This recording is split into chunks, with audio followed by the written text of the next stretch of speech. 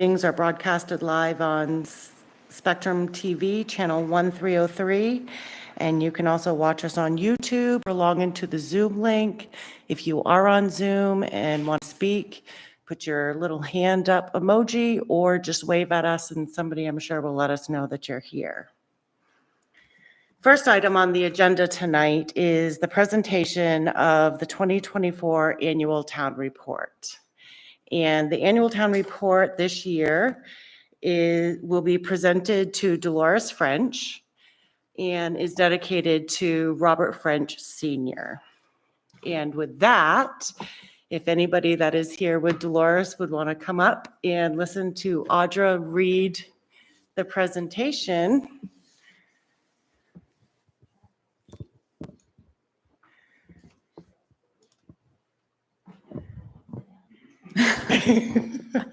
You don't have to. I can read it from here.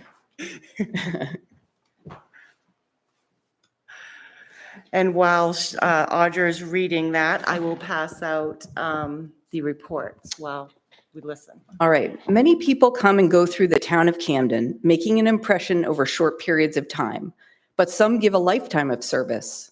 This year, the Select Board is pleased to dedicate the annual report to a man who did just that. Robert French Sr. was born in Bangor in 1942 and moved to Camden with his family in early childhood, attending local schools and graduating from Camden High School in 1961.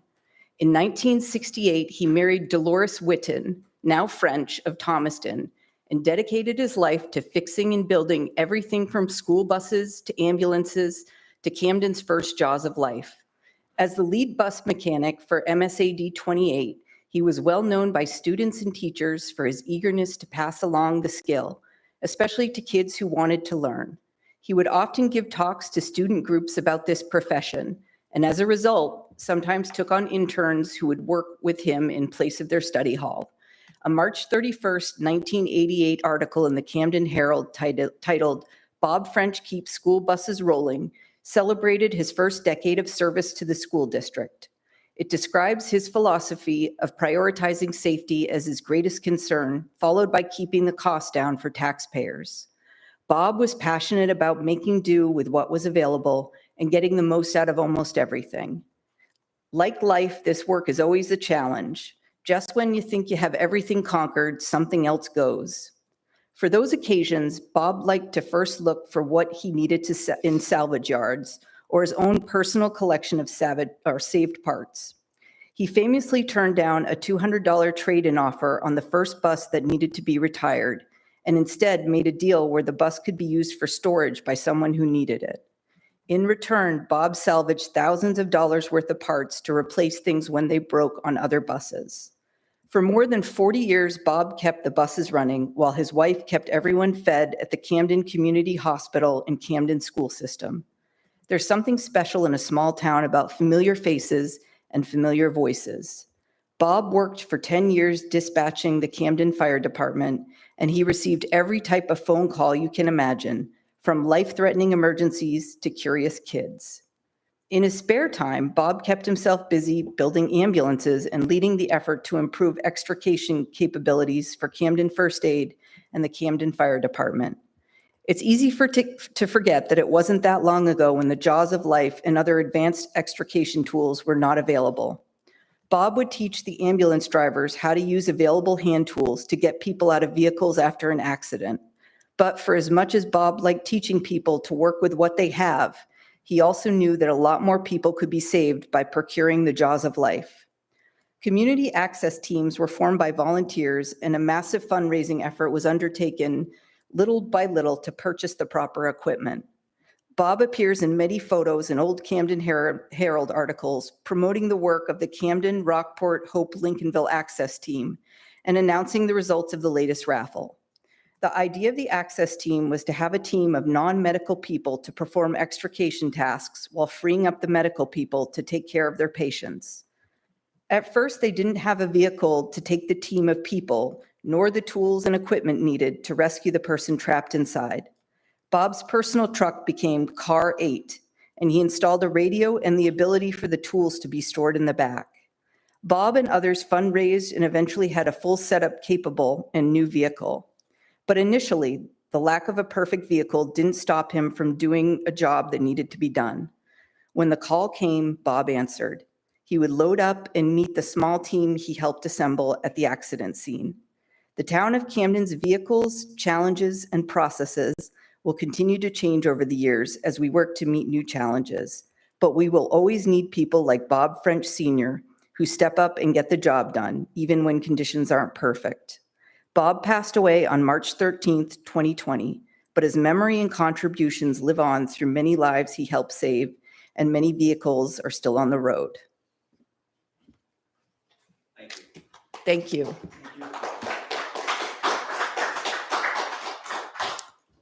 So Dolores, I know you hate photos, but this would be a great time for everybody to have a photo with you, if you wouldn't mind.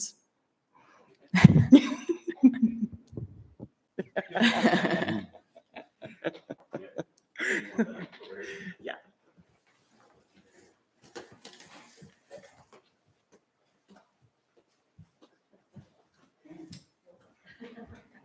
Do we want, Carrie, would you mind?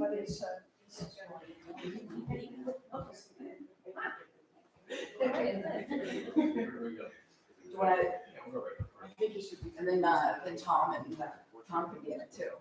Oh, right, there we go, right. We're right there, stand beside, come this way. Just stand beside Stephanie. I'm good, I think it's more appropriate to this being set. Everybody say award. Got three.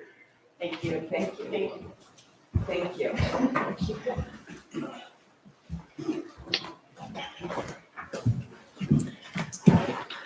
Okay, Tom, did you have anything that you wanted to add, or do you want to move along? Thank you. That's quite an honor. I do want to recognize Bob French and Dolores. Thanks for being here tonight. Your husband, I didn't know him well. My former business partner, Steve Horton, was a friend of your husband, so I did know him a little bit, and I feel like it was a privilege. And this award is certainly deserving. He sounds like he really did truly dedicate a lifetime to Camden and to his family. And we're super pleased and proud that we can do this for him and for your family. Thank you, Tom. Thank you, Tom. Stephanie, Yeah. before we get rolling too far with the agenda, could I make a motion to move one of the action items to be a discussion item and not an action item? Yeah, what one are you looking for? The approval of the public landing policy, I'd rather have a review and discussion about it, not an approval piece. Tom, are you okay with that? Yes, okay. I think in Jeremy's You're on mute, Tom. memo, he wanted it to just be a discussion to kind of talk about anyway. That's what it seemed like, and that would allow for discussion. Jeremy, if it's not too bad, the typical process for something like that, would that end up having a regular discussion, public hearing before we vote on something like that?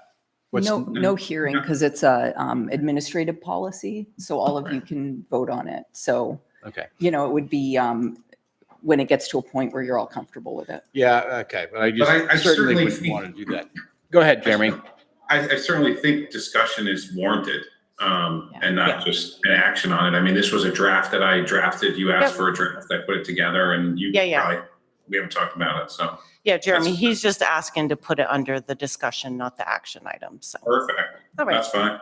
Yeah. We'll do that. But before we move on to that, we'll let the door slam closed here for a second, because sometimes it gets a little loud. Okay, so on page 7 of the town report, I just did want to also make mention that the in memoriam is for James Bennett. He actually contributed a lot to the town as well, so I wanted to point that out if everybody could take a minute to go look at that as well, so. All right, moving along, we're going to go on to public comment of non-agenda items. Is anybody here want to speak on that online? Seeing, oh, Stuart, yes. Come up and introduce yourself. Good evening. Thank you very much for having this opportunity. My name is Stuart Smith. I just had two things I'd like to ask about. One, I've heard rumors about pay parking on the streets in Camden as an expansion of what's happening at the public landing, and I wonder if that's something that is being talked about. And then the other question I have is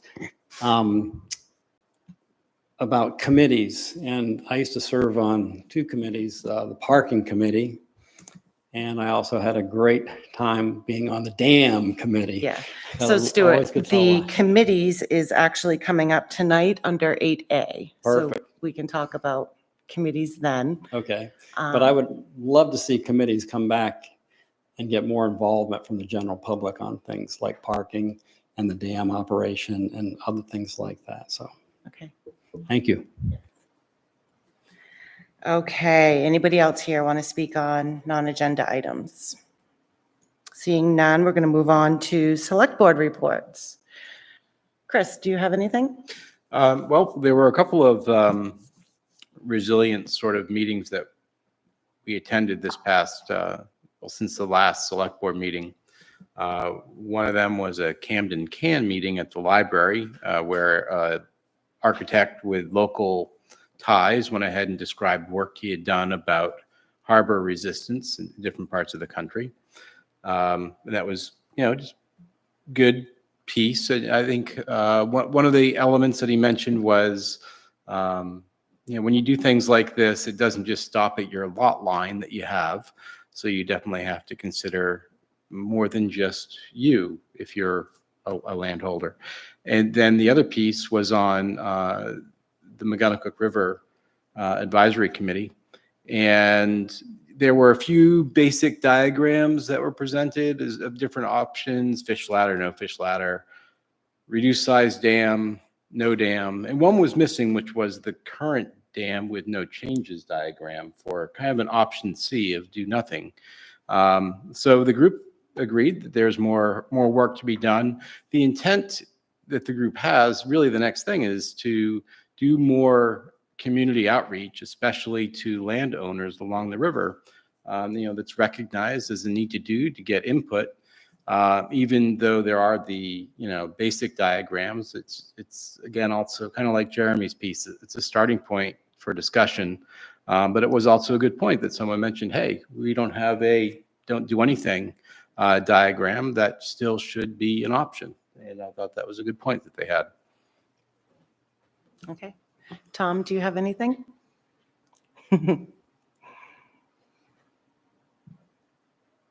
I don't, but I have a couple from Sophie. Okay. Sophie asked me to mention that the MRCAC meeting had a great session, looking at values and preparing a community session to start thinking about what different designs for the Montgomery Dam and how they would look like with different options from a baseline, with the baseline being the current state, to options with a fish ladder and more natural looking weir systems. There was an interesting discussion on how to frame this public engagement, especially around the values we associate with the dam. She also asked me to mention that at the Harbor Committee meeting, they addressed the issues pertaining to the application process for Lyman Morris's float system. And this is a new process taking into account the changes approved by voters in November, and we are still ironing it out. Sophie also attended the planning board meeting on Thursday, which has continued its review until the select board, until we do ours, presumably in the near future.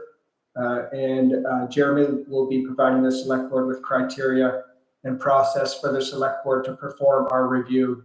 Then the application will go back to the planning board. Thank you. Thank you. And Okay. Tom, just so you know, that Harbor Committee is meeting, their review is happening on Thursday morning at 8. Yep. Yes. Okay, so I also attended the Harbor Committee meeting, and it was an interesting process to see happen, because there was a little bit of confusion about what the process is now and how it has been and how this project may be on hold or what have you. So I am glad to hear that the Harbor Committee is looking at that this week. The Library Board of Trustees met, and it was Nikki's last meeting. And she just kind of gave a brief historical look at where the library is and how it kind of came into be. And that conversation will probably continue in the future as well, as we look at movement forward. They talked about a lot of other things, but that was one thing that I wanted to bring up tonight. The other thing I wanted to bring up is May 30th. It was added to the town calendar today, May 30th, 4 to 6 in the Curtis Bach Room at the Bayview Hotel. We are having a candidate kind of social night. The candidates will be there to answer any questions anybody wants to have when they come in. We can just have conversational piece. It's not going to be televised. It truly is just a social conversation that's going to be had. Stuart Smith offered up the Curtis Bach Room for that, and McGonagall Cook Market is going to provide some light fare as well for that. So that is May 30th, 4 to 6. This weekend on Monday is Labor Day. Memorial Day. I do that all the time. Memorial Day is Monday, and we are having the parade in town, and the Legion is doing their memorial service as well. The Camden PD put out the times for that, so that's a good place to go to get caught up on some changes that are happening there. Is it on the town website or anything? I can't remember. I don't But remember. definitely the Camden PD Facebook page has the times and everything for that. And Memorial Day is always a fun parade day. So come out and support your local business. And with that, that's the three of us here tonight. Audra, do you have a town manager's report? I have a brief one. So the Small Business Administration has extended their application period for low-interest disaster loans for businesses until June 4th. So the SBA business disaster loans, they can cover anything spanning from damaged rental properties to things like fishing, lobstering equipment. So that's boats, docks, traps, lines, inventory. And it's for low as low as 4% interest rate with a 30-year term. The 2024 town meeting ballot guide is up on the town's website. It's also going to be printed in the Penn Bay Pilot as well as the Camden Herald, both the online and the print version. So it's under the section on the town's website that's titled the June 11th, 2024 Annual Town Meeting Information section. So that's to help folks better understand the ballot and what they're voting on in a really sort of condensed format, so people don't have to read all the text of every single ordinance amendment and all the long form explanation of everything. Very short, sharp explanations. We've also received some questions about why the shoreline and access at Lake Beach is not repaired. So given all the damage that we sustained in January, we've only recently been able to turn our attention to this area and coming up with a plan for creating access to the shore. And we wanted to avoid anything that entailed resetting the granite steps because those have been washed out at least half a dozen times in the past 5 to 6 years.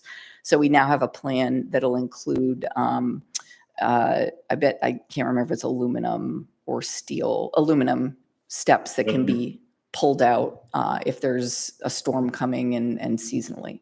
So we're working on that and appreciate everybody's patience in the meantime. That's it. On the town website, am I right in seeing that the vote is not listed on June 11th? Oh, yeah, we had some updates in the past, 10 days. Should that be on the town calendar for the vote? Yes, yep. And I'm guessing it might have just fallen off because of the update going on. Yeah. So we'll make sure it's on there. Okay. Great. All right, do you have anything else to add to that, Tom? Okay. All right, we'll move on to item number 6 for the public hearings. Is anybody here to speak on any of the public hearing items? Okay. 6A, application. Excuse me, Stephanie, what about approval of the board minutes, number 3? Oh, well, I wanted to skip right by that, obviously. We'll go back up to number 3 and look at the approval of the board minutes for April 16th and May 7th. Do you want to break those out, or are you okay with? I would like to make a motion to approve those board minutes for April 16 and May 7. Do I have a second? I will second. Tom will do a second. Any discussion? I don't have any discussion. Thank you. Sorry about interrupting you there, but All those approve? 3-0. All right. Thank you. Now we'll go on to item number 6, which is the public hearings. And application of Camden Deli, Inc., DBA Camden Deli at 37 Main Street for a renewal Class 1 restaurant liquor license. Is there any discussion? Do I have a motion? I'll make a motion to approve the application of Camden Second. Deli. I have a motion and a second. Any discussion? All those in favor? 3-0, motion passes. On to number B, application of Goods General Store, LLC, DBA Goods at 31 Elm Street, Unit 2 for renewal Class A lounge liquor license. Do I have any discussion or motion? I'll make a motion to approve the application of Goods General Store. Second. I have a motion and a second. Any discussion? All those in favor? 3-0, motion passes. On to item C, application of Nightingale Corp., DBA Captain Swift Inn at 72 Elm Street for a renewal Class V, Class 5, bed and breakfast liquor license. Do I have any discussion or a motion? I'll make a motion to approve the application of Nightingale Corp. For the renewal of their Second. Class 5 bed and breakfast liquor license. I have a motion and a second. Do I have any discussion? All those in favor? 3-0, motion passes. We have items in the consent agenda. Approval of the temporary sign events for the Harbor Park for July and October. Approval of renewal victualler license. Camden Mainstay Inn, Captain Swift Inn, Harbor Dogs, Inn at Camden Place, Quarry Hill, and Scott's Place, and the approval of the Village Green application for Bay Chamber concerts for April 14th and 16th. Can we make a correction? That's August 14 and 15? Did I say something different? April. I said April. It is August 14th and 15th. Thank you for keeping me on task. Is there any other? Consent agenda is passed. Discussion items. Item 8A will be the annual committee appointment process. All right, so Thank we you. really just wanted to sort of put this in front of you because it's a process that we kind of fell off the tracks a little bit during COVID. And even though we were reappointing people to boards, commissions, and committees, it was sort of on an irregular schedule for a while. So we wanted to put this in here to just send out a reminder that we're going to start going back to the annual appointment process with the same timeframes that we've traditionally used. So the way that the annual process has worked in the past and we'd like to return to is that when there are vacancies, either from terms expiring or unanticipated vacancies when members resign or have to move on from the committee, we're going to send out reminders to everyone and put in advertisements around May to let everybody know which committee seats are open, which chairmanships are open. And that'll give members of the public the opportunity to, if they'd like to serve again, they can renew and submit new committee interest forms, and people who would like to be considered, who haven't served, can also submit committee interest forms. So, we'll put out that advertisement, accept committee interest forms, and then when everybody's term expires on June 30th, we'll have everything available to the select board to make appointments starting the first meeting in July. So that'll get us back on a schedule where we can do that consistently year in and year out, and it's expected, and everybody knows, what the cycle is and when it's coming. How will they know? We'll advertise Okay. in May. Just doesn't seem like 2 weeks is very long, but So their terms end at the end of June, and we start advertising in May. okay. So we'll have kind of 2 months. 2 months to make a decision to have someone in place. Two, And they- 2 months for applications to come in so that the select board's ready for your first meeting in July to make decisions. Okay. Right. Just wanted to make sure there's ample time for people to Yeah. recognize that it needs to be done. Yeah, as much as we can do to promote and advertise, it's definitely better so that people know that even this is possible and coming, who are interested. Yeah, so I'd say while the advertising period is for 2 weeks, we'll accept applications all year round. Yeah. Okay. Right. Yeah, Right. anytime. Tom? Audra, is the advertisement in the Camden Herald, is that traditional? Or is that something that's written into policy? I mean, I wonder why Camden Herald and not, say, for instance, Penn Bay Pilot or other local media? Yeah, it's traditional that we put it in the Camden Herald. I believe we also put it in the Penn Bay Pilot. And, Okay. I think a advertise lot of on. people read both, so it'd be Yeah. great if we could do it in both. Yeah. Most of Definitely. our notices go to both papers, Tom.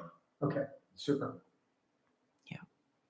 I also think that it's really important that the liaisons to the committees keep track of that at the meetings in May and bring it back to the select board to announce that there's vacancies and that we're looking for applications and putting the word out there. Kind of, I mean, the governance of the select board has a lot of help from the committees. So if we're not taking that step and announcing that there's vacancies. So right now, I'm actually going to look at a few vacancies that we have right now. The Camden Rockport Pathways Committee has a vacancy. The Harbor Committee has 4 vacancies. The Historical Resources Committee has 3 vacancies. So there is a lot of opportunity for people to get involved. And what I don't see on here is we did vote to revive the dam committee. So that should get added on here and that should be made a priority. What about the McGonagall River Citizens Advisory Committee? I don't see that listed on here. Is there a reason for that? So all their terms, they were all appointed at the same time, and they were sort of created with a specific purpose of following through with the project. So wouldn't that be good to at least list them as an active committee and the members in case there's somebody that is leaving the committee and there's room for somebody else to join? I'd say not with that one because there are no members who are leaving and there are no vacancies. So this is just sort of keeping it constrained to where you have vacancies. Yeah. Or where you, not just vacancies, but where there are terms where people have to either be reappointed or new people have to come in. Right. And these are mentioned in the town charter as well, I believe. Some of them are, some of them aren't. Like, for example, Budget Committee, Conservation Commission, and those are all in the charter. Planning Board, Zoning Board of Appeals, those are statutory. Okay. And so Harbor Committee, Historic Resources, those are ones that the select board create, or pathways as well. Those are all ones that were created by the select board. The Cemetery Association, I believe that was part of the trust documents that exists. Right, yeah. So there's different mechanisms that create boards, commissions, and committees, some by charter, some by other means.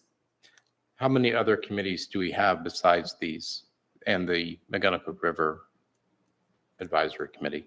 These are the active ones, as well as the River Advisory Committee. There's also sort of an informal Opera House committee that, advises Dave Morrison when he needs it.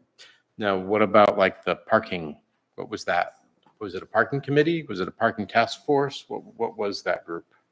The one that Stuart's talking about, or the one that I've been working with? The one that I was not allowed to attend because otherwise it would have made it a select board meeting.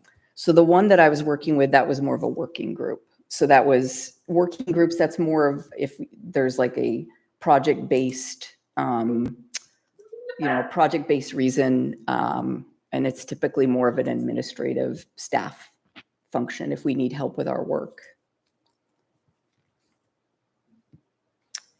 All right, so we have vacancies. We need your help. So I know that I have been reaching out to people. I know other people have as well. Chris, I want you to reach out to people. Tom, I know you have had conversations as well. Well, it's So, important to know which things are open, Yep. which things are working groups, I guess, and which things are not, because there are other ways that I know people want to be engaged. Yep. Having that comprehensive list is a good thing, and to know what groups are closed groups and what groups are open, what groups have turnover. I mean, that's all important to know so that people who want to be engaged can. Yep. It's great to have that in the packet and to have it in front of us.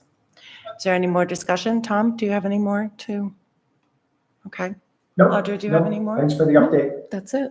okay. I think we'll move on to discussion item 8B, which will be an update on the reevaluation from the assessor's office. Step right up, Carrie. You're on. If you can just introduce yourself, just so everybody that will be eager to watch this later will know who you are. Will do. Thank you, Seth. Thank you.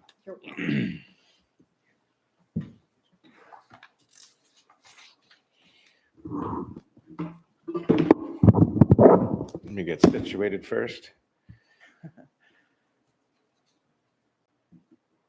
I still see me.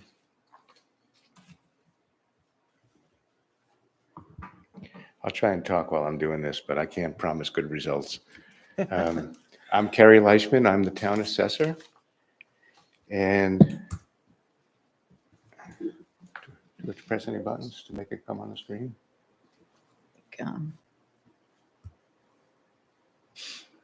There we go. She's got it.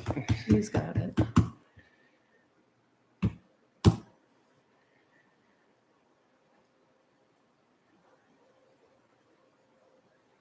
So Tom, you're not on our screen, so if you are going to cut in, please speak loudly.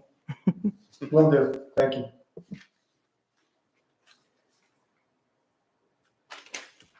So as I've showed you before, we created a website, camdenreval.com.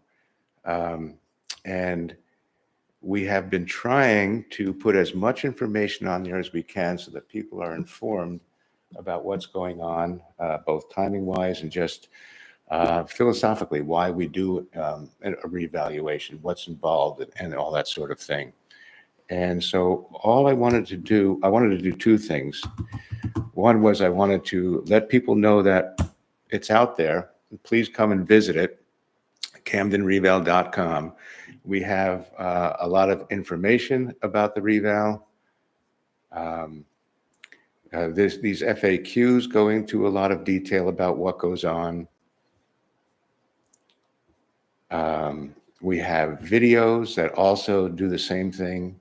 What we're trying to do is, from as many angles as possible, explain what it is. So you don't have to read the whole website to get it. You can pick and choose where you want to go. These are 3 videos that Caitlin and I made. And what I wanted to show you in particular today was a couple of new things that we put on. This is a link to KRT Appraisal is doing our revaluation. This is a link to their website. And we had a couple things we wanted to accomplish here. One was to show people that these are the two people that have been going around to all the properties. So if they don't look like these two mugs, they're not the right people. But just below that is, I don't know if those of you who have ever heard of Microsoft's Power BI, it's a great way to present data. And this here shows the sales that we used. Now, we used sales from the past 12 months to do the reval.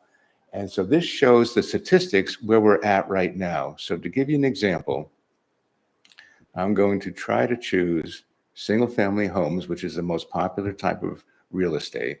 And you'll see that we have 49 sales. Right there, I'm circling it with the cursor. Our ratio, our assessed value to sales ratio is only 64%. We want that to be 95 or 96. And that shows the gap, what we have to make up in this reval. We need to get that number up to 95, 96%. You can also see that gap in the median sale price of those single-family homes was $595,000. The median assessed value of those same homes is $365,400. So that's how much the market has grown since the last time we did an update. And so what you can do, those of you out there in TV land and sitting at home, is you can look at every different aspect of the features of different houses, conditions. Condition is how we grade a house. And you can see the most popular one is A. We had 31 sales. Again, the ratio is 68%. And normally what it used to be that we would present these ratios and people will say, but I want to see the sales. You can see it right there on the right. So every sale that goes into every statistic is available so people can see what went into it. So then we have the same data presented differently. Let me go here. We have a very good relationship with Letitia Van Buren, who is the Knox County GIS specialist. And we worked with Letitia for, I think it was like 6 months to create these maps. And what this shows, let me make it a little bigger. I'm not using a mouse, so I'm a little bit at sea here. All right. What you're seeing here are all those same sales that we were just talking about on the other graphic. This legend will show you that a good ratio is yellow, and you see we only have one. Ratios that are too low are green and blue. Almost everything here is green and blue. If ratios were too, and now those low ratios mean that if we have something assessed for, say, $400,000, people are paying $500 or $600 for it. That creates a low ratio, where assessed value divided by sale price. And you'll see we have none, well, actually we have one down here that's above 100%. When we're done with this reval, you'll look at these charts side by side. You won't see very many green, blue, or red. You'll see almost all yellow. And that's what we're trying to achieve here. And with this particular here, if you want to know what these sales are, you can go month by month, hover the mouse, click it, and it'll tell you what that sale is, where it's located. And in this particular one, we have it assessed for $354,300. It sold on April 14th for $473,000 for a ratio of 75%. And it's just what the market is, because as a lot of this information will tell you, what we're obligated to do is to assess at market value. And that's what we're trying to explain where we're at and where we need to go. So what else did I want to tell you? Okay, so we've mostly finished with the residential visits. Right now, all of the kind of overflow Caitlin and I are doing because the reval companies had to move on to other tasks on the schedule. So now when people call up looking for an inspection, either Caitlin or I are going out and doing it. KRT is working on the commercial visits, and they just started field review yesterday. That's what we were doing, Courtney, when we saw you. What we were doing there was Rob Tozier, the vice president of KRT, was training 2 of his people on how to do this. And Caitlin and I, Caitlin went with them in the morning, and I went with them a little bit later. And for 2 reasons. One is we want to make sure we're on the same page as them. So we want to hear what they're being told. And we also want to get our 2 cents in if we hear they're being told something that doesn't quite work for us. So we do that. 2 weeks ago, and this is kind of weird. 2 weeks ago, Rob and I, the same guy, the vice president, he and I went to every property that sold last year in the study period. And what's interesting, and Stuart and I were talking about this earlier, we did the same thing in 2017, where we drove around to every sale property. And we made a game of it. He would go, because he's got the papers in his hand, and he would say, what did that sell for? And I was right almost every time within like $5,000 or $10,000. When we went around this last time, I was off by hundreds of thousands. The prices people are paying are difficult for me to wrap my head around. And I just have not yet found the logic. But that's just how much the market has grown in such a short amount of time. And everybody is, I'm sure, looking forward to getting the new value letters. Those should go out by the 1st of July. And so that's when people will know what the value of their property is. At that point, we'll start taking appointments for the hearings, and people can come in and talk about their values. All right, so let me see. I've showed you what I wanted to there. Oh, that's Harry, it. can I? Yeah, please. Great. Go ahead.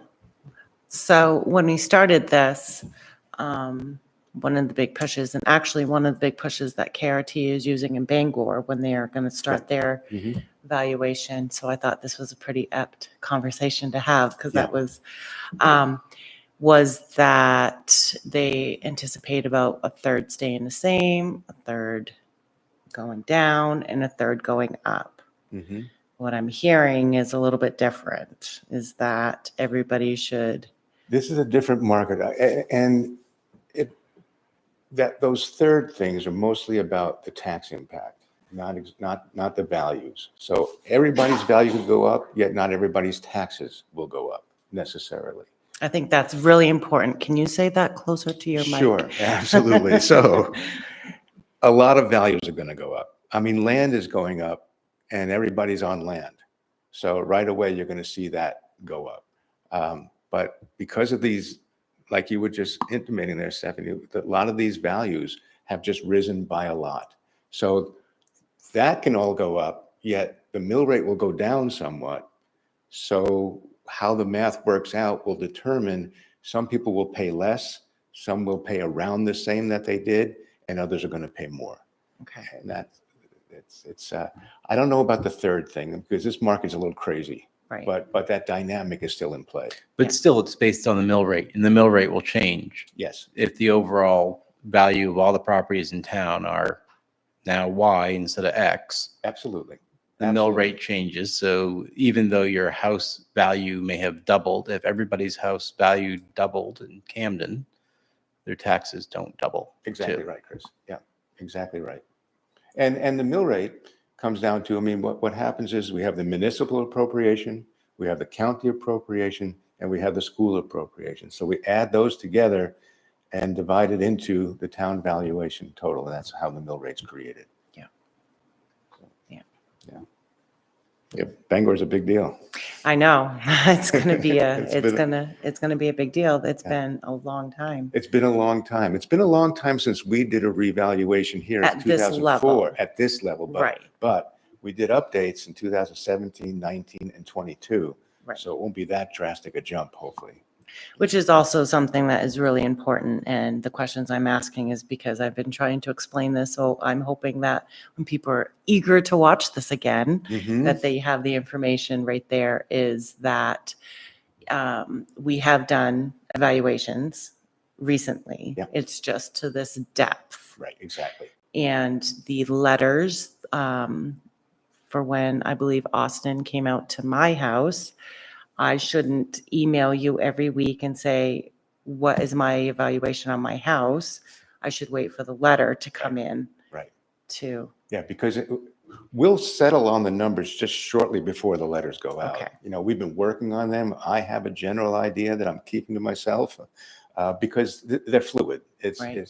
I'll wind up telling you something and it will Right. not be true in the future. What makes it fluid?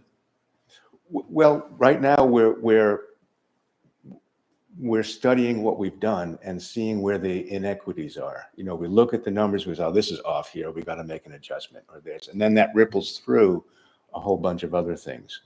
And then in addition to that, until we have the hearings and we hear from people's reaction, we don't know what they're, you know, we truly listen with an open mind, and somebody brings up something that makes sense.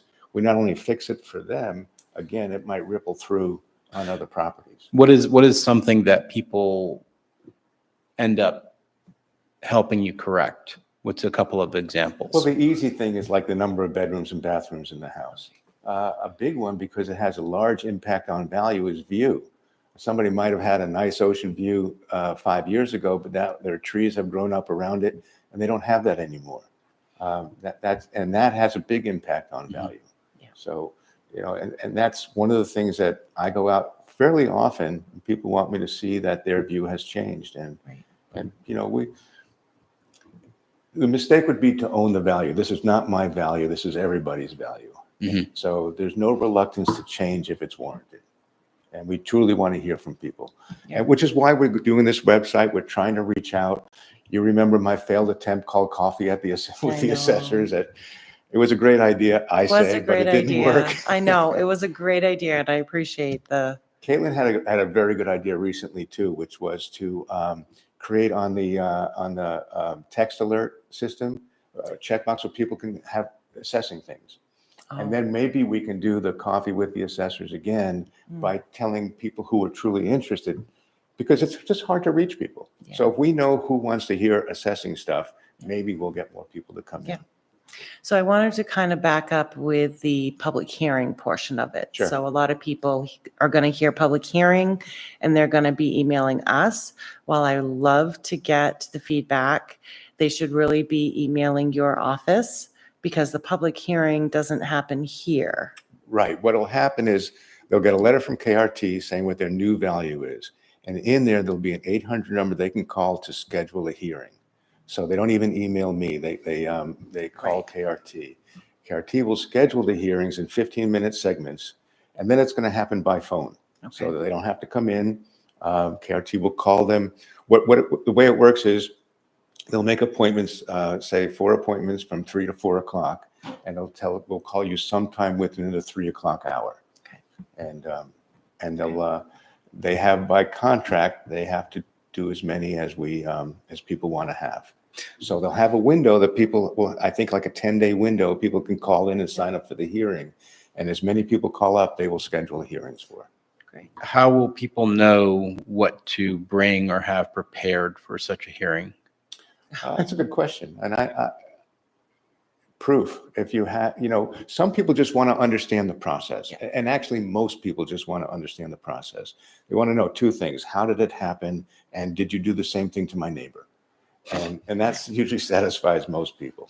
But if they have any kind of documentation that they have, any kind of proof that they feel will help them make their case, they should bring. And it sometimes, I guess, errors can just occur. It That happens. you put the wrong number of bedrooms in a place, Absolutely. Absolutely. and that's the time to fix that. Yeah, I mean, you know, we go around, we've been doing these inspections, and I've gone on a bunch, and I've found plenty of things that are not quite right. Not saying the guys, you know, when he came out to my place, he did a nice job and it was a fun conversation, but just trying to help people know what to look for Yeah, I and mean, what to bring to make sure things are accurate. the thing about it, Chris, is that people know their homes better than we do. So if we got it wrong, tell us. You know, all we need to do is hear. And if it's something that's a judgment call, then we'll go out to the house and have a look. So. Yeah. Tom, do you have any? You're back on the screen now.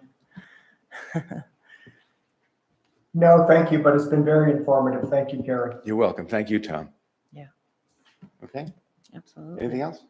Audrey, do you have anything you want to add to that? I have nothing to add. I would say Carrie should stay up here for the next. Yes, I Agenda. was. Oh, they put out a text today. What was that about? Isn't there a text that went out today? Yeah, I did. What was that? Just so people That know was what the that. beginning, that was we don't yet have the ability to have the text message yet. So we put one out with Caitlin's email address, and when we get it, because it's in the works now, Janice was taking care of it. When we get our own segment on the text alert, we'll transfer the emails to that, and we'll send out another text asking people to sign up. Yeah, because the basic thing was that, if you're interested in receiving notices from the assessing department, please email cthompson@camdenmaine.gov. And Chris, one of the things we'll do is when the hearings are coming up, we'll tell people, look for your mail. And if you didn't get something in the mail, call the assessing office so you don't miss out on the opportunity to do a hearing. So that'll be, we've been frustrated in trying to reach people, and it's just so difficult. Mm-hmm. And as much work as we've put into this website, I looked at the stats yesterday about how many visits we've had, and it's a little disappointing. Mm. Hopefully the text messages help you, because I went in and looked at it today There you go. Yeah. after I got my text message. So maybe that's the way. Yeah. We have to reach people somehow. Yeah, yeah. Yeah. So we moved the action item 9B, Thank the you. approval of the public landing policy, up under the discussion items. So we should probably discuss that. Carrie is here also to speak about the approval of the 9A. Just So, take a minute if you want to do it. Tom, do you mind kind of breaking that up a little bit? Fine with me, however you want to do it, Steph. Are you good, Chris? I'm good. Okay, we're going to go we're going to hold off on 8C, which was previously 9B. And we're gonna jump right down. Well, I don't want Chris to, correct me on this again. We're gonna jump right down to an action item for Carrie at this point for the approval of order to remove the personal property from the downtown and highway TIF districts. So we talked about this once before, and Jeremy had introduced me to somebody at the DECD who was very helpful.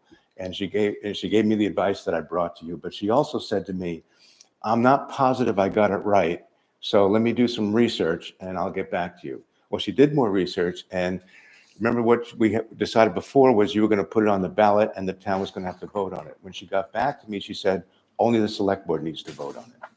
So what in simple terms are we looking at doing? So we're looking at taking on the downtown TIF, of eliminating the collection of personal property. Because it used to be a positive number. Right now, it's a negative. So if we just in round terms, if we had $1 million in captured value on real estate and had a negative 500 on personal property, which is how it's trending, that diminishes the real estate number by 500,000. So we wind up having less funds to put into the development of town account to spend on the TIF initiatives. It doesn't change how much people are taxed. It only changes how we use the tax money. Right. And the reason. And how much value is sheltered. And how much is sheltered, correct. And the reason there's less now available in personal property is because the state has expanded the BETI program, the Business Equipment Tax Exemption Program. They keep expanding it, and anytime they expand it means we get less revenue. Mhm. And they have to pay us less, which is why they keep doing this. Right. So what used to be a positive number has become a negative. And the state used to allow us to count a negative number as 0. So it didn't really matter if it got negative. But now they've changed their mind, and now they want us to add the negative in so it subtracts from the overall take. Yeah. And so this will allow us to not include personal property in the TIF anymore. Can you give me an example just to help others understand too of what some of that personal property might be like? What Oh, sort of things gosh, are there? This is personal property. This is personal property. Anything that can be shaken out of a building. Well said. Turn your building Well said. If upside it's- down if and it's not- shake it and If it's not part of anything. the real estate attached to the building, it's personal Mhm. property, just about everything. Right. Right. Tom, do you have anything? Putting you right on the Nope, spot thank you for the tonight. update. Okay, so we need to vote on approving this? Per the correct? order. Yep. Okay, One last thing is, so what's really the impact of doing this? The real impact is that, It makes the TIF districts more valuable.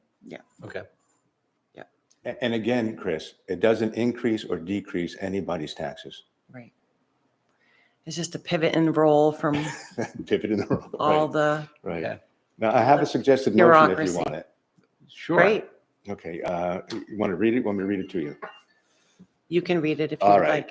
like. To authorize the assessor to reduce the captured assessed value of personal property in the downtown TIF to 0% for the remaining life of the TIF.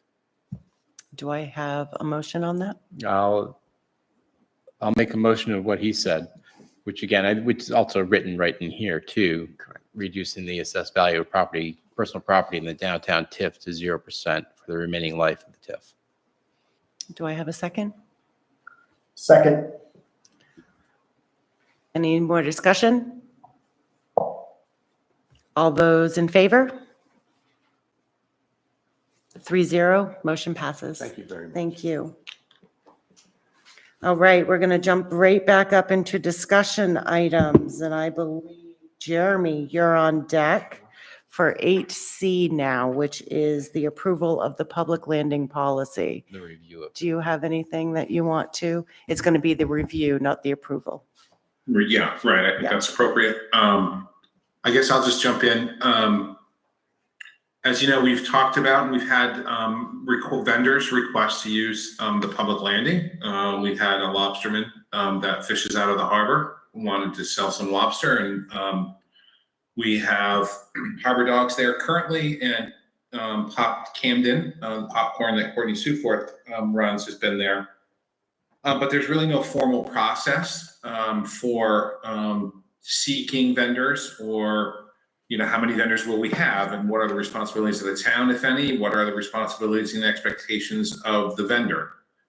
So you folks have, the select board, even prior select boards have talked about this on and off.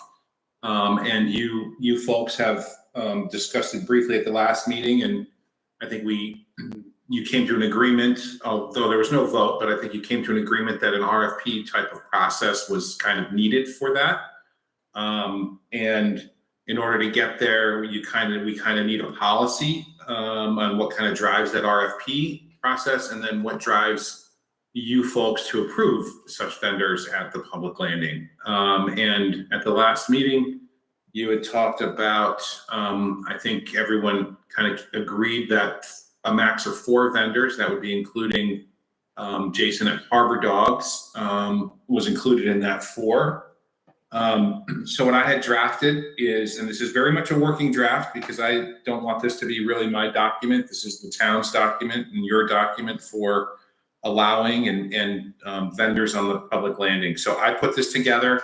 It's kind of what it does is it provides a purpose, creates some definitions, and briefly talks about an RFP process, and then kind of lays out a general description and requirements and obligations of vendors and how they operate at the public landing, and what they would need to submit, and a very simple section on how they submit to the town.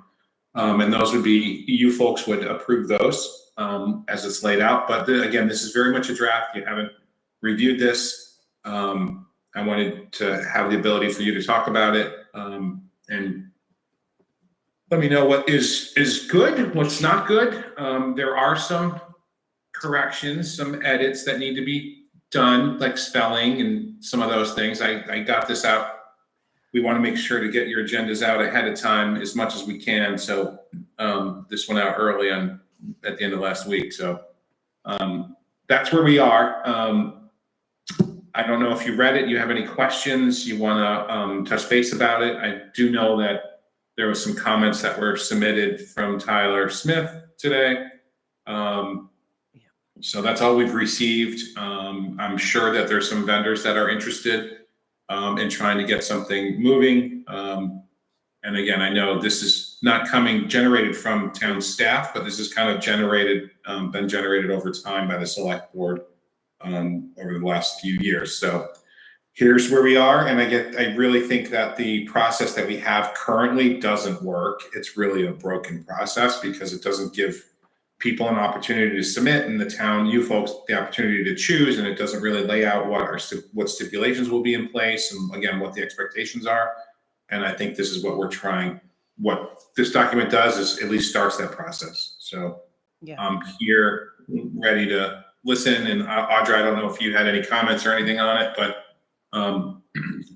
or to comment not on this policy, but on just the process. So that's where I'm at, Stephanie and Tom Yeah. and Chris. Thank you, Jeremy. Yep. Yeah, Audra, did you have anything that you wanted to add? No, At the I beginning. think we're just trying to keep it simple, and it's really kind of focused on, what kind of vendors you want to see down there. So really focusing on, do the definitions capture what it is you are looking at for in terms of the types of vendors that you want to see down there. So I think that's one thing that we would like some feedback from you on, as well as the request for proposals process. So just making sure that you're comfortable with what we've sort of outlined for Yeah. that, because that's going to be sort of the basis of how Yep. vendors will be solicited and chosen. Yeah. And it's really about, to me, it's about really the requirements, like what you folks are expecting and what you want the landing to be like down there. I mean, you can control a lot of it, right? It's our Right. property. We're giving someone the opportunity to set up there potentially. And I want to make sure we're protected and we're in a good place and provides opportunities for different types of vendors and there. So Right. a lot of communities do this and it adds a lot of character and some vitality. I'm not saying the town of Camden is lacking character or vitality, but it does add another piece to it. So, you look at other communities, Belfast has some food trucks behind Rollies in a parking lot, everyone kind of works together and it kind of creates a neat atmosphere. And I think that's what you folks were looking at, especially talking about redoing the public landing at some point, and providing space for vendors as part of that redo. So Yeah. that's all I have to say. And I'm here to listen and to take comments and make some additions and deletions if you feel necessary. And we can certainly bring it back up and talk about it again in the future. Yeah. Act on it. So I wanted to talk to Chris and Tom about how I was kind of hoping that we would do this. I wanted to have a short discussion with the select board, kind of do it like a public hearing, but obviously it's not one. Get some discussion with the select board, pull in anybody that's in the room that wants to have discussion, and then end it with the select board discussion again. So I'll open it up for Tom or Chris. Tom, did you have something? Yeah, thanks, Stephanie. So Jeremy, is the heritage permit, is that basically the Harbor Dogs permit? That's the only one. Yeah. Yep. Okay. And that would go until a date certain, like the end of his lease or his license agreement is how I was thinking about it. Okay, so eventually even Harbor Dogs might be subject to the RFP process. Unless you want to keep that heritage permit. I mean, I've looked at a lot of what a lot of communities do, and those people that have been at sites like this, like Harbor Dogs, have been allowed to continue. I know it's a new owner, but Harbor Dogs has been there a long time. And communities have let those vendors continue when they've added other vendors in. They've let them go beyond their license period, if you will. And I think it may be appropriate in this case. Okay.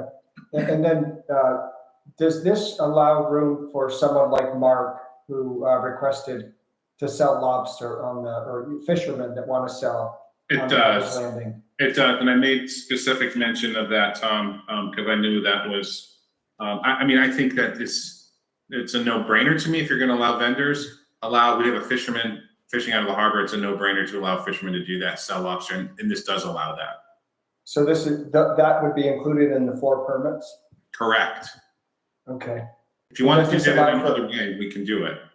Sure. Does this allow for, I lost my train of thought there. Does this allow for things other than food? It does not. I know at the last select board meeting, you talked about it briefly, but what I came away with was, and nothing against what Stephanie was saying at all, but I think she was wanting it to be maybe a little more open, and correct me if I'm wrong. But I think what I gathered from, again, the board was that it was really about food vending and seafood and the like. So we can tweak it and add to it. Again, it would be your ultimate decision. You guys make that ultimate decision. If we get an RFP, if we open it up and get an RFP, we send out an RFP and we get 8 vendor requests, and a couple are for, crafts or wood carvings or whatever. Or even like, an artist, painter selling their work on the public landing. I think that's you can make that decision at the time on who responds and submits the best application and what you think might, provide some, positive benefits for the public landing and the community as a whole. So I think right now it doesn't, Thomas, I guess, short answer. Sure. My last comment or question, I received emails today from Tyler Smith. I don't know if he's there tonight, and also from Jason Doppel from Harbor Dogs. And both of them were not in favor. It sounded like, I don't want to speak for them, but not in favor of expanding vendors on the public landing. Tyler made some good points about, the financial aspects of it and where the fees should be set if it truly were competitive with established businesses in town. And he makes some good points for certain. I do think there's a difference between a vendor who has to go through an RFP process on a certain time basis and an established business in town. But it is definitely something that we should discuss and take into account. And Jason sort of brought up the saturation of the potential saturation of the market there.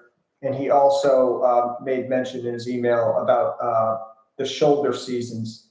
So I guess that's my last question, and that is, the vending season shall run mid-May through mid-September. And I don't know if that's what Jason was referring to, but he was saying that maybe that's a little too restrictive. Would it be possible to go to take like That's fine. like Jason? This is the kind of feedback I was looking for, Tom. I mean, that would be fine by me. I have no issue with it. I was just putting something out there. And I think mid-October, is pretty, we still see a lot of people in town. We could go through all the way through October 31st if you want. I mean, it's no big, Sure. I don't think it's a big deal. Okay. And I'm sorry, I did have one last thing that I'd like to add, and that is on the electrical portion of this, something that I'm familiar with. I would like to see, if not in the short term, certainly in the long term, the town provide a metered electric service for the vendors that we're going to rent to, if we do choose to do this. Just the noise impact alone would be very beneficial to provide great electric service. I agree. That's a tough one. It's certainly important, I think, on the public landing to address that. And we looked at it, and we're going to continue to look at providing that, Tom. But I think in this, since we don't have that, we've got one location where we can really serve electric, and that's over by Jason, which I think we can handle another vendor there. Outside of that, the other locations that I was thinking of on the public landing really don't have access to power, so there would be a need for a generator. The way this is laid out would allow you to reject an applicant based on the generator or generator type.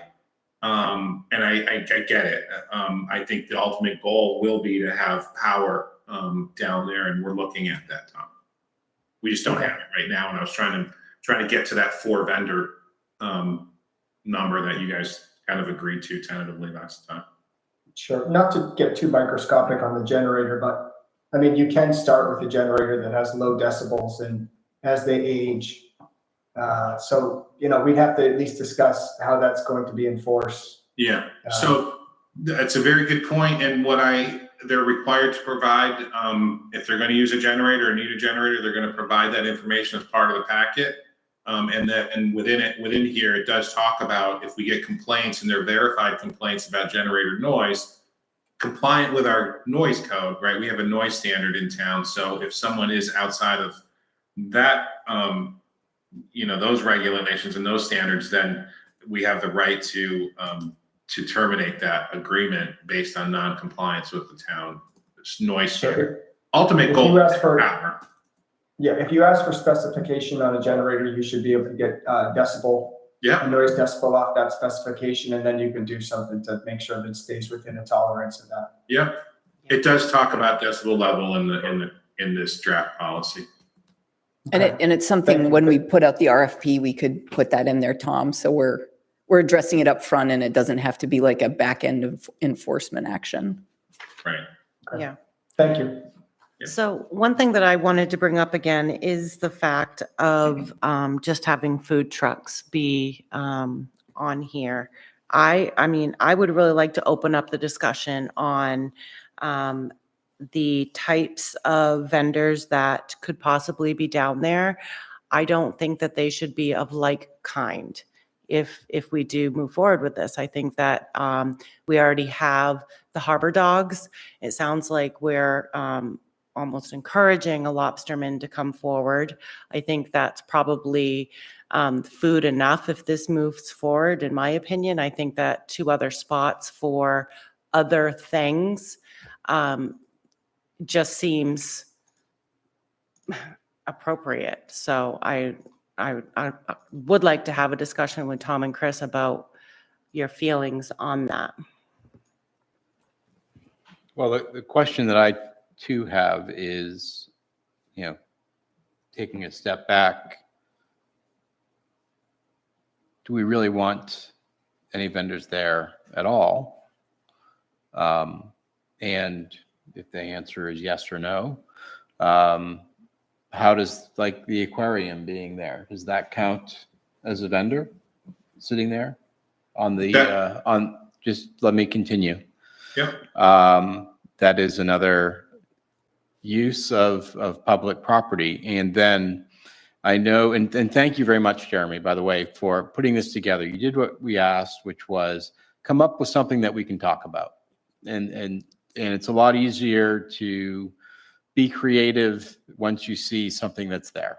And so I appreciate that. And plus that allows people to get a guttural reaction one way or the other when they see something like, oh my God, they're really thinking that. That's good to put down there so we get people to react and respond and know what people want. And they'll say, oh boy, I really didn't want that, or I really did, or whatever it is. There are times that I've seen where it's kind of nice to have the more festive atmosphere, whether it was at the toboggan races this year with the different vendors. That was nice and it was fun. And when there are various fairs at the end of the season, and then maybe there's one in the middle of the season too, with what the library does. I mean, those are nice. It really does come down to, do we want things there all the time? Does it enhance our current businesses or does it hurt our current businesses by having elements there? And I know you did what we asked in thinking about in writing specifically for the public landing, because that's where people have wanted to be there. But I think we also have to think about it, even though this is speaking only to the public landing, how would this relate if it were Barrett's Cove, Lake Beach, or the Tannery property? So that we're consistent in our approach. And maybe there are some other areas that maybe are more appropriate for, like what you said, what is behind Rollies. It's behind Rollies. It's not right down the street. I wonder how it worked for the town of Rockport too, with, I think they had 1 or 2 vendors down there. I think it was last year, down there next to Andre the Seal in the park. How did people feel about that and how that went? So again, I'd say thank you for putting together the document. It's time we really need to hear what do people want there? They just want to park cars. They want to have a picnic lunch. Does it negatively affect other businesses, or is it a positive thing for other businesses to be able to have that? I think Yeah. that's what I'd be curious, on the big side, and I know we went there because we had a couple of folks that wanted to do something, and it felt weird to say no by not having any policy. So it's the right thing to do to come up with a stance. But yeah, definitely it has to have significant input. And I'd really like us to consider those other things. What do we want it to be like? Is it welcoming to have, you could get off the boat and you can go to a hot dog stand? That's kind of nice. Or is it, well, it really takes away from Scott's Place up the street? We don't want to negatively impact other businesses. It would be nice if something could be done to enhance it. Jeremy, you had something? that you Yeah, wanted- and it slipped my mind right now. I'm sorry. That's okay. This is Yeah. actually a really good segue. We have some people from the public here. I think this is a great time to ask if you want to come up and have a few minutes to say who's first. Courtney, you want to come up first? I didn't want to jump in front. I made some notes while you guys were talking. Courtney, Seaforth, Camden. What do I don't know. Do I do my address? That's what you got. One of the things that I noticed that was written is that Harbor Dogs, the heritage thing, but I also noticed in it that it said there was one for a food cart, and then but it specifically said not a food trailer. And I was curious because Harbor Dogs is on a trailer. It's on wheels. It's just jacked up. So I was curious if Jeremy could speak on that, or if that was just sort of like a mishap, or if that's something that's from. I'll review that again, Courtney. I Okay. appreciate the point. Yeah. I was just because mine's on a trailer, so I was curious. Right. I'm like, Yeah. I couldn't put it on anything else. You're right. I get it. Sorry, go ahead. Nope, If I you go. interrupted. From being down there, I don't know what Harbor Dogs, what their season is, but I just from allowed to do the Hawkers and Peddlers last year, I was planning on being there until the end of October, and it was really dead. It was really kind of, I mean, there was, it definitely, the big crowds of people, really kind of diminished after the biggest thing was the Windjammer weekend. And then I was there for a few weekends after that, and I was like, nah.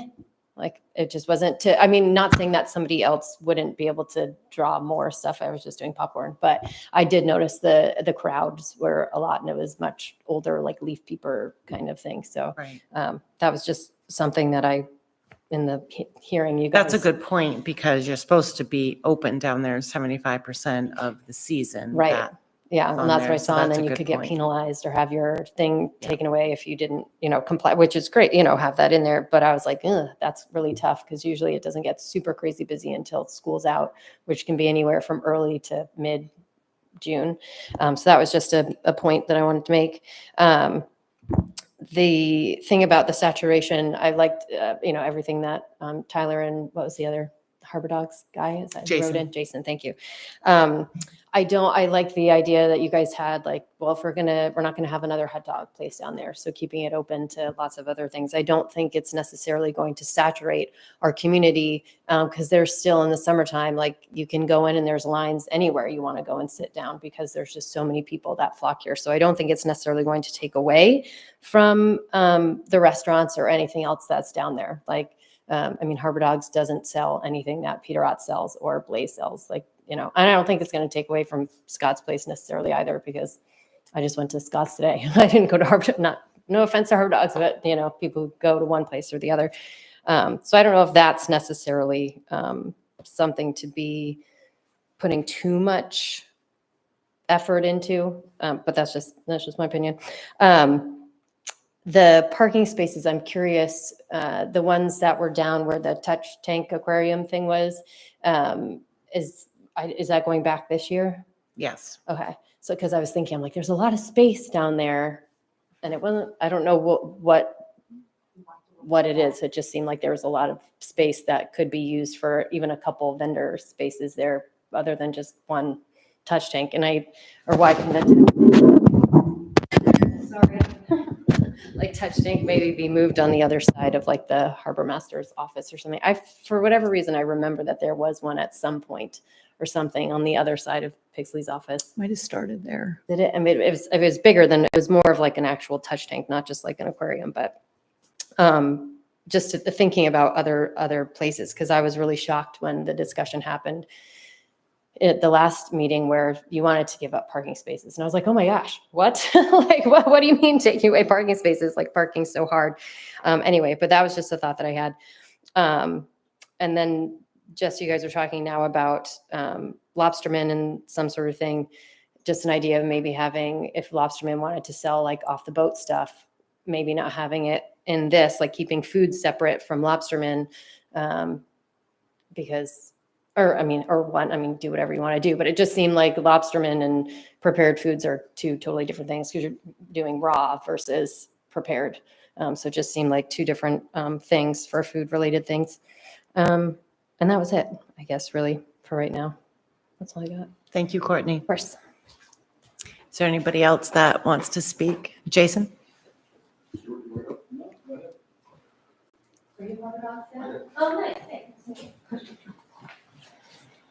Just tell us your name and who. Hello, my name is Jason Doppelt. I am the owner of Harbor Dogs. The harbor has changed over the past couple of years. I don't know if you guys have seen it, but I see it every day. I am down there for about 9 hours, 5 days a week. And that gives me a unique perspective, because I stare at that harbor for a long time. As Courtney said, the shoulder seasons are very important to us. And we're not seeing the traffic down there that we are used to.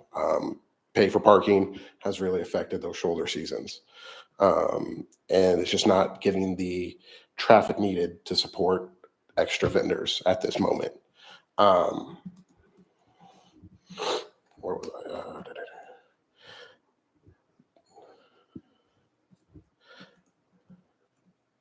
In the shoulder seasons, locals use the harbor the most, either to work on their boats, get their local businesses ready, repair damage, have tradespeople in there. All those people who go to the harbor during the shoulder seasons, people just enjoying the lunch they brought from home in their car. You do not see that anymore. People who would go to Courtney's popcorn stand to get that extra little bit of popcorn, go to a Lobsterman, buy a fresh lobster off the boat. You just see people going down to the harbor, parking, paying for parking, going to where they need, coming out, leaving.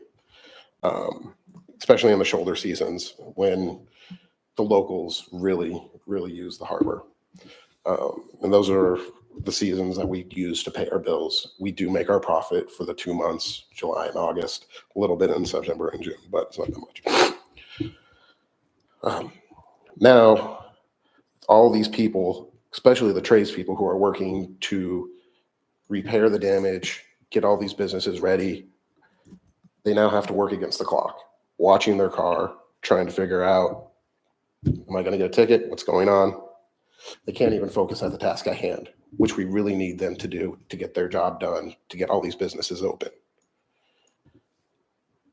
And I believe once Memorial Day and Labor Day comes, most people understand that the town needs to generate revenue for themselves and charge for parking. But because of these changes in parking, it has affected my business alone in those shoulder seasons by 20%. I just believe we need a comprehensive plan to address the infrastructure needed to support these new vendors. Everything from parking to electricity, and making sure they're diverse enough to not affect the other surrounding businesses.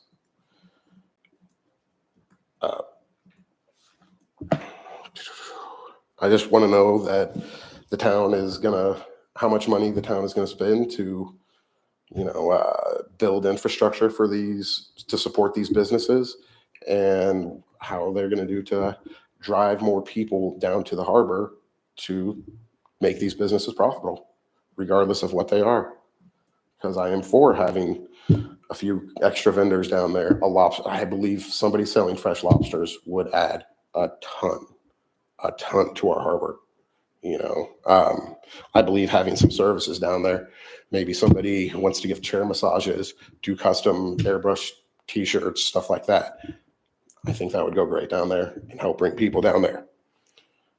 But I just think we need to address the basic infrastructure needs of, if we're going to take away parking, we need somewhere for these extra customers to park, and we also need somewhere for the staff of these new businesses to park. Because right now we're going to take away 8 short-term parking spots, and then each business is going to have up to 2 to 3 employees during peak season. So those are also going to go to take away long-term parking spots. So we need to address those concerns first before we introduce new vendors, I think. Yeah. So, Thank you that's for your kinda what I would comments. say. Jason, that's actually really good food for thought. Thank you. Thank you. Thank you. Does anybody have any, Chris or Tom, do you have any comments that you want to make right now? Or we have other people that want to talk, but, Let them talk. okay. Stuart, looks like you're, Let's hear from the, yeah, okay. thank you. Stuart, you're up. Just reintroduce yourself and, My name is Stuart Smith. I own commercial property that abuts the public landing. And I think for me, I really don't think the town of Camden should be in the commercial real estate business. And I'm not so sure I think that the public landing's best use is a parking lot.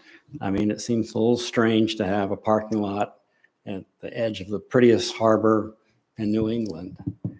That being said, there are a lot of people that work down there that need to be able to get there with vehicles, whether they're lobster fishermen or they're people on the boats, working on the boats. So it's a real important industry that you've got at the water line. And I think you need to remember that the people that are coming on to those boats have to have a place to park. And just about any of the day sailors that go out for longer than 2 hours. So I think, when the town decided to do the public landing as a pay for parking, I supported that, and I think that's a good idea. I'm totally against putting pay for parking on the streets in town, because I think people have to come and go all the time, whether you're coming into French and Braun to pick up groceries for 15 or 20 minutes, or you're going to the bank or anything like that. I think leave the parking alone on the streets. Give people a chance to go down to the public landing and park there. If they want to park there all day long and go out on a yacht, I think that's fine. But to take away those parking spaces, valuable parking spaces, to the businesses and rent them out to a competitor. And you can say, well, another food stand's not going to impact Peter Ott's, or it's not going to impact Cuzzy's, or it's not going to impact Blaze or Sea Dog or Mariners. But those are all people that are either residents of Camden or they've employed people that work in Camden. They definitely pay real estate taxes in Camden, and they're paying a lot more real estate tax than you're ever going to collect from a vendor coming down there. So I think you really need to step back and say, what are we trying to do? Are we trying to make a carnival out of the public landing and have lots of food trucks? If you want to do the carnival thing, do it 3 or 4 times a year. 4th of July, close it down, let everybody come in, make a big party out of it. We already do that in the fall with the Windjammer Weekend. It's a great thing. The library does it already. So we're giving people plenty of opportunity to come down and have a carnival. We don't need to have 4 more vendors selling things down there. Harbor Dogs has been there for a long time, and they do a good job. And there's plenty of food there to eat. And it's not just hot dogs anymore. I mean, they offer plenty of food. So I would say, select board, step back from this thing completely. You don't need to have any big policy. We've been there for a long, long time without a policy. Someone comes in and says, I want to have a food stand down here, saying, we don't want any food stands. It's a parking lot, and it supports the vendors. It supports the stores. It supports the boats. You need to have a place for them to park. If you want to put food stands someplace else, put them up in another lot someplace. Take them up to the Tibbetts building. So it's just not the right thing to be doing with one of our most important assets that's right at the harbor. It's not fair to the few people that are trying to make a living year round and support that. It's not fair to the kids that want to wash dishes at Peter Ott's restaurant or Blaze restaurant or our restaurant at the 16 Baby Hotel. We're all people that provide jobs to high school kids if they want to work. We love them to come to work. But that's not going to be something that's going to come from a food truck that's going to park there for 3 months and collect a bunch of money in the peak season where they could sell anything and they're going to make money. So I really think you've opened up a door that you can just shut right now and say, sorry, we don't want to do that. I don't have a problem with the lobster fisherman coming up and selling lobsters on there. That's his business, her business, either one. I think that to me is an attraction, and I would support that. But I don't support someone coming down from Sears Mott or Belfast or whatever and saying, okay, I'm going to go down for 3 months, rake in a bunch of money, say goodbye. I'm not going to support. I'm not going to write checks to the YMCA to support them. I'm not going to donate to the Snow Bowl to support that. I'm not part of the Camden community. And the people that are going to have those are not part of the Camden community. So please just shut the door and don't even think about this. You don't need a policy. We've never had a policy. And we've never had a problem. When they come in and say, I want to have a food truck, I say, we don't have those down there. So that's my spiel. And I hope you would think about that. Thank you. Thank you, Stuart. Is there anybody online that wanted to jump in? Barb, yes. Hi, I just want to remind people, because I've heard this a few times, that there's no places for people to park and employees to park. And parking for employees of business in downtown is free behind the mill. The idea is not for people who work near downtown to park at the public landing. That's for these tourists who are hoping to come to town. So it doesn't seem to get across very well that the free parking is behind the mill and you have to walk 5 minutes to get into your job. And I work at the public landing a lot, trying to beautify the area. I hear this all the time. It's like, this is not for employees to park. So maybe you can remind people when they bring that. Thank you. Did you have anything to add about the food truck conversation? I don't really think we need more of them. We have plenty of places to eat. I just don't think it's necessary, but I keep hearing these comments about parking, and right.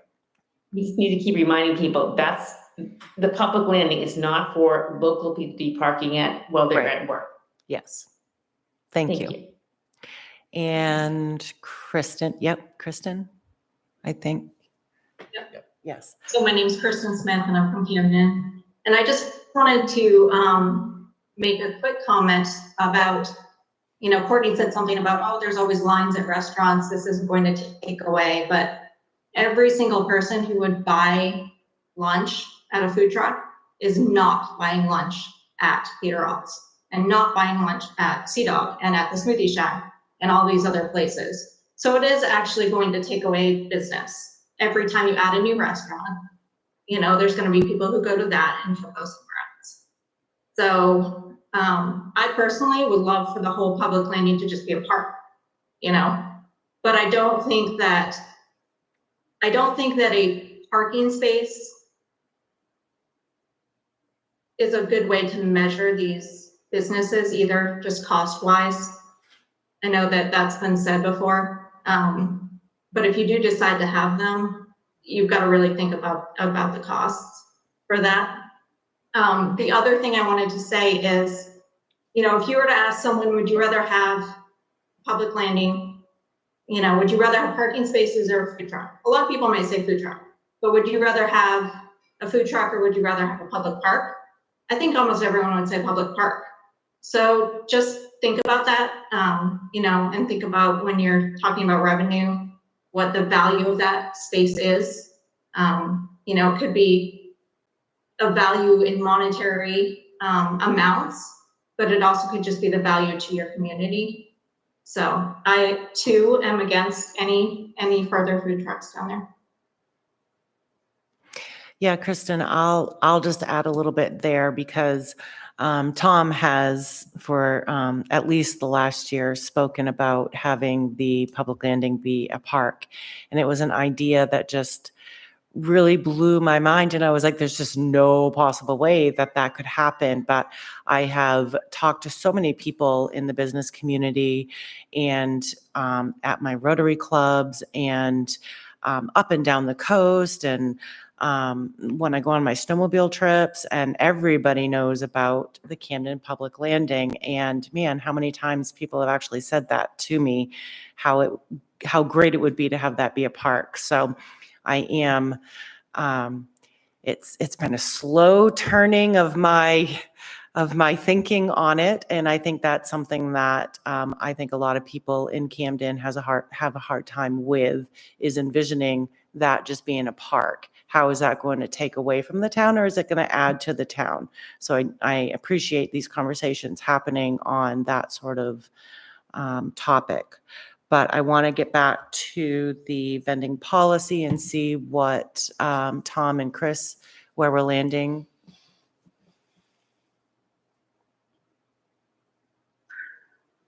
Tom? Would you like me to go? Yes, please. Oh, thank you.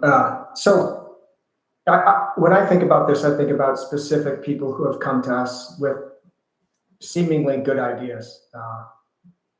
When Mark came with the lobster to sell lobster and whatever he catches off of his boat on the public landing, I was in favor of that. I agree that it adds not only like a value to people who actually want to purchase lobster, but it adds value like in kind of displaying our heritage here and letting visitors know that this does happen. It happens right here in Camden, all over the coast of Maine. And, they have a living presentation of it, even though I'm a vegetarian, So I would be in favor of a vendor like that.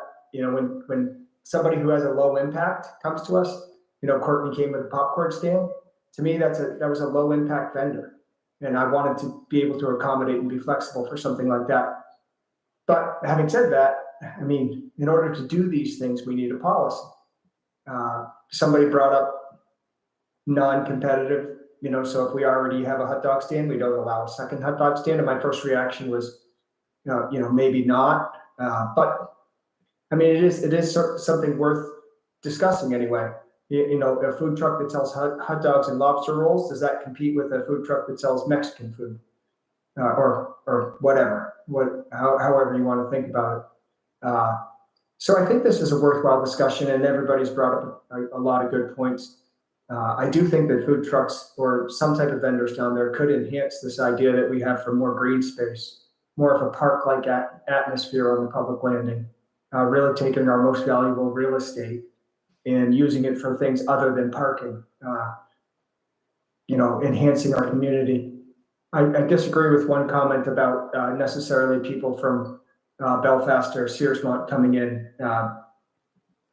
It's possible that could happen. It's also possible that we could have people from Camden, down there, and they could be, giving jobs to their teenage children or, high school age, college age, young people as well. So I definitely see all sides of that, but in the end, I do think that we should come up with a public landing vendor policy that would allow someone like Mark or someone like Courtney or somebody else who has a creative idea to have something down there.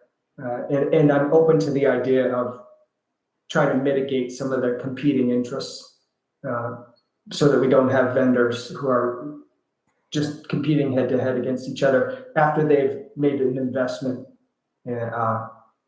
in the RFP and an investment in their business.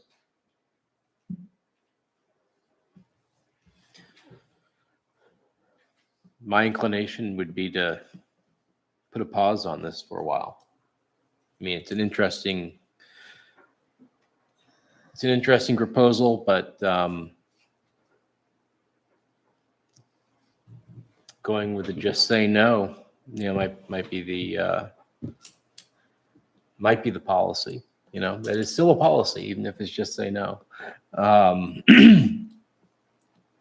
It's tough to say, oh, we're just going to pick and choose which type of vendors that we want. That doesn't seem fair either. Though, certainly the idea of lobstermen selling fresh lobster off a boat is certainly a nostalgic one and maybe a useful one. Can I just pop in on that? So the lobstermen do sell lobster off their boat. There you go. The Good. proposal was to have a vending, not vending machine, but like a It's like a vending cooler table. and a table. Right, yeah. right. A table up on the boardwalk. Mm. So they do sell lobster from the boat. Okay, Continue, well, that's good. sorry. No, it's okay.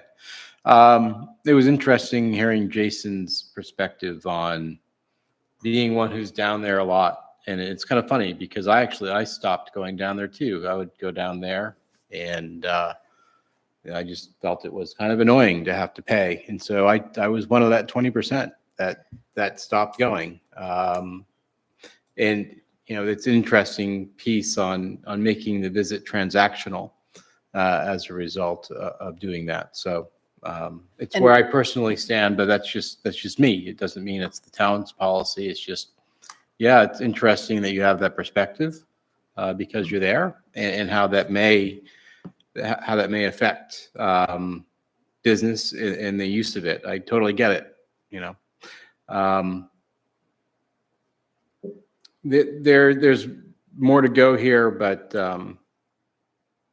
I don't know if it's opening up the can of worms too much to say we should be considering all of our public spaces, not just the public landing. I know that we were trying to hone it down to just the public landing for this particular piece because that's where people want to go. But it's one of those things that if it's good for the public landing, why isn't it good for Lake Beach? And if it's not good for Lake Beach, then why is it good for public landing or Barrett's Cove or any of the other places where people are hanging out? There's a lot to think about. And I think there's a lot of need to get reaction from people in town of what they want. We don't need a lot of change. As someone had said, we've got a beautiful town, don't mess it up. Can I Yeah. I just think it's really important with the paid parking. The public landing, it was a pilot project. I think that if we're not treating it as a system and we're not looking at it as a system and we're not kind of looking at all the research and all the work that's been done on this, there's always going to be a misunderstanding about what the intentions are and what it can do. I appreciate Stu's comment about it shouldn't be on the street. Stu, I guarantee you, give me an hour with you and I think I could convince you otherwise for a lot of reasons. And I think our parking consultant also could help us with that. So I think that really needs to be revisited. I've got stuff that I want to bring back to you all. I definitely take Jason's point about the shoulder seasons. That's some really good feedback we've gotten both through data and through the working group when we talked about it, that really outside of Memorial Day to Indigenous Peoples Day, you're really only sort of charging locals for parking, and that's really not the intention at all. It's managing it during the high season when the demand is at the highest. And if we're not looking at it as a system and we're only looking at the public landing, it's going to put unnecessary pressure on all the other in-town areas for parking. So, this conversation is not supposed to address that, but we really do need to talk about that, and we need to talk about it thoroughly. And I want everybody to be very open-minded about it when we talk about it, because it really needs to be sort of a database decision and looked at as a system.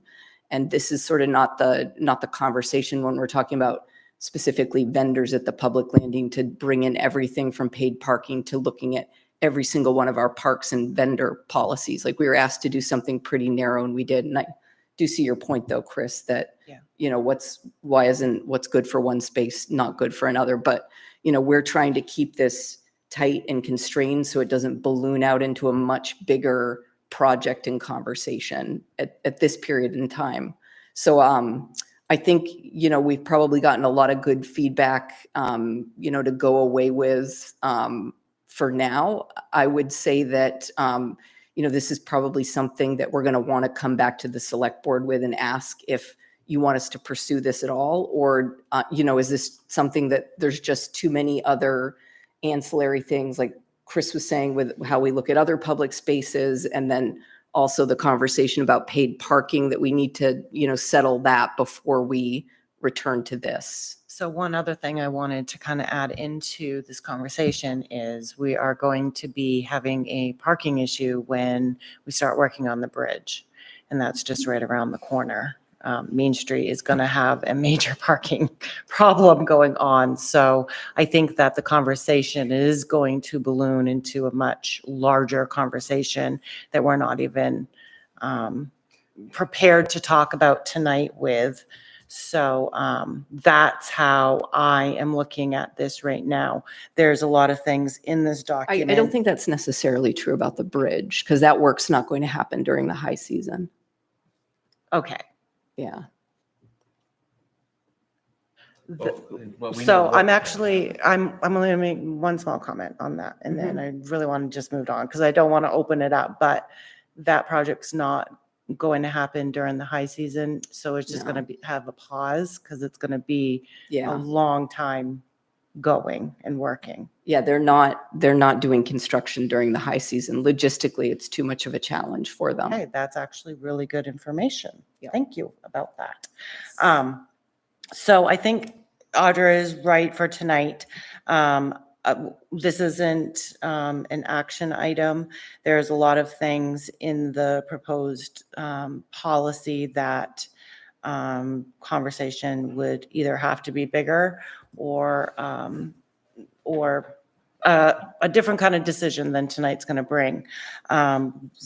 There's so much more that we need to talk about. And like Chris said, I think Tom also alluded to, just getting more input is really where we need to go with this. We need to really think about the infrastructure down there and how we're going to handle that. In my opinion, are we capable of holding more vendors down there? So I think we have talked it out right now. There isn't any decisions that are going to be made unless Tom and Chris, you have more to add? Good place to end it. No, but Jeremy has been, I would like to hear what Jeremy has to say. Yep, Jeremy? I hear and appreciate, Chris, your comments about other places, Barrett's Cove, Lake Beach. I mean, you tend to want to do these things in commercially zoned areas, right? You put something at Lake Beach, it's going to really impact potentially the neighborhood. I guess one thought would be that we can have a policy for all public town property that's commercially zoned, and then you guys have the ability to allow them at any location. I'm just throwing it out there. And I get the idea of, if we're going to so we're not negatively impacting other vendors. You are the sole, you can make the decision. I'm going to say it's going to be lobster and popcorn and a painter to go along with Jason and Harbor Ducks. You have that ability to do that under this policy, and we can make sure that that is as wide open as possible. I'm just putting that out there. Those are options that I could tackle going forward. So that doesn't have to focus just on the landing. And if you wanted to, at some point to say, let's have some, and I've heard this since I've been in Camden, about why aren't there, why don't we do food trucks at the tannery site? Or, those kinds of questions. And that's always been out there. We don't have a policy to do it. And something could enable you to, because we have a policy, doesn't mean you have to say yes to any of them. But it gives vendors and people that have an interest in Camden to do something, and then you guys can make the ultimate decision on it. Just throwing that out. That's it.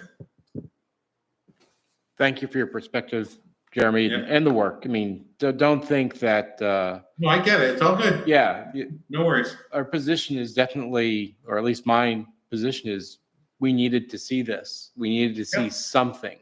Yep. to then get the reactions from other people. Yep. And I'll- I really appreciate that because the collegial discussion is important. Absolutely. So unless we have more, Tom, do you have anything else to add? No, I think we at least had a good opening discussion. Thanks, Stephanie. Yeah, thank you. Okay, so the last item, Jeremy, I think this is, you're up on this one again. Authorization for, this is an action item, the authorization for creation of wave action and storm surge model account. And actually, Audra, I think you're up on this one. I'm up Yeah, on this Jeff one. Jordan is- So this is really following on from the conversation that we had at the last meeting where there was the request from Jeff Jordan and Phil Conklin to create an account that would accept donations that they're soliciting for the wave action and storm surge model that would then be paid to the research lab at Northeastern University who's creating that model. So the town, because of our tax exempt status, could accept those donations and then pay that money directly to Northeastern University who's creating the model. So all I would need is a motion from somebody on the select board to create that special, it would be a special revenue fund. What are the liabilities that we take on by allowing that fund to occur? So I would say that the biggest liability, or not, when this has been done before, so if they're not successful in doing all of the fundraising, the people who do make donations, it's making sure that that money is distributed back to them. If it doesn't, the work doesn't happen.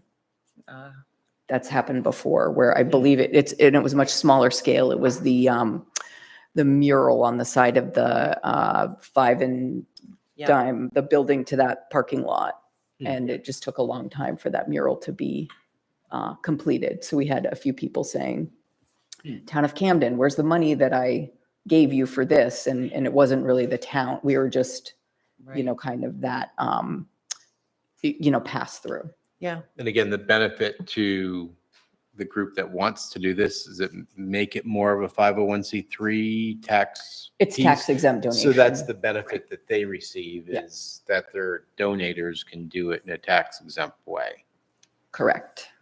And then did Steve Pixley have any concerns about impact to the harbor at all with where they plan to put these devices? No, They seem like they're out of the way Yeah. according to the thing. I think but- they worked with him in locating them in a way that it wouldn't interfere with anything.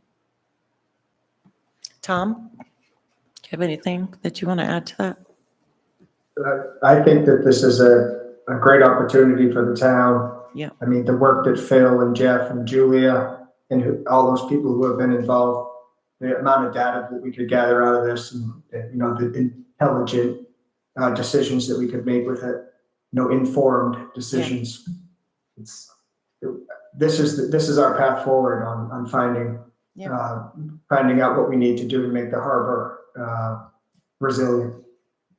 Yeah. And it's citizen driven. I love it. Right.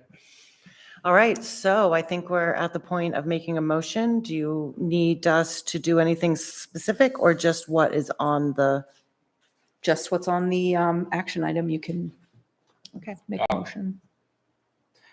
I'll make a motion then for the authorization for the creation of wave action and storm surge model account. Do I have a I'll second? second that. Second. Any more discussion? All in favor? I didn't see you. Sorry. 3-0 motion passes. Thank you. Jeff, I didn't give you a chance to talk. I just actually saw your name up there. I can quickly have you say something if you want. He's on Sorry. mute. Okay. That's fine. Okay, I think that is it. Thank you all for coming and staying, and I will entertain a motion to adjourn. I'll make a motion to adjourn. Second. All in favor? Thank you. Thank you, Tom. Good night. Thank you, everybody. Night, Tom. Good night. Stuart wants to, oh, he's gone.